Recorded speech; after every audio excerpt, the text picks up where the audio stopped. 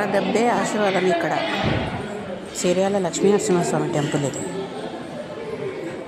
చీర్యాలలో చాలా అద్భుతమైన ఉంది టెంపుల్ ఇది.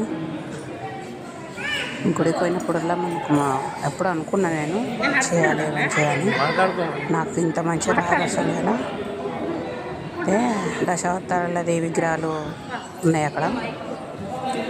హనుమాన్ టెంపుల్ ఉన్నది, ఆంజనేయులు వినాయకుడు ఉన్నాడు, వెనుక సుబ్రహ్మణ్య స్వామి ఉంటాడు, బంగారు మైసమ్మ ఉంటుంది, కొచ్చమకాయలు ఉంటుంది, శివయ్య ఉంటాడు.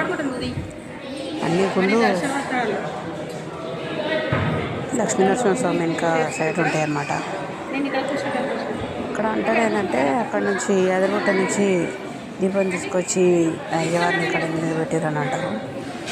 కొందరు అంటే చాలా పాత గుడి అంటారు, కొందరు అంటారు కేసీఆర్ వచ్చినాక డెవలప్ చేసిండని అంటారు. గుడి మాత్రం చాలా అందంగా ఉంటుంది.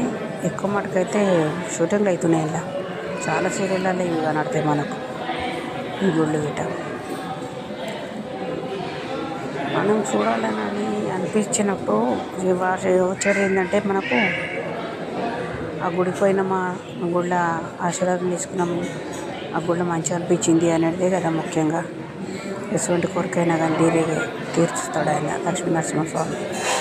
అందుకనేసి ఆ గుడి అంటే నాకు మంచి అనిపిస్తుంది. నేను ప్రతిసారి వేసి వస్తాను ఇక్కడికి. చాలా ప్రశాంతంగా ఉంటుంది తెలుసా, మనసుకు ప్రశాంతంగా అంటే ప్రశాంతంగా ఉంటుంది. చెట్లల్లో ఉండుట్లా ఇంకా అందంగా అనిపిస్తుంది. ట్రై అయితే చేయండి ఒకసారి అందరు పోవడానికి. చీర్యాల లక్ష్మీనరసింహస్వామి టెంపుల్ అన్నమాట ఇది.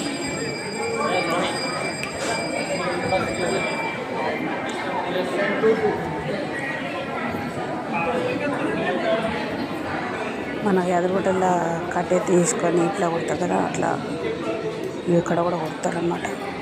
ఎటువంటిదైనా కానీ తగ్గిపోతుందని నాకు మంచిగా అనిపించింది. మీకు కూడా మంచిగా అనిపిస్తుంది అనేసి అనుకుంటున్నా.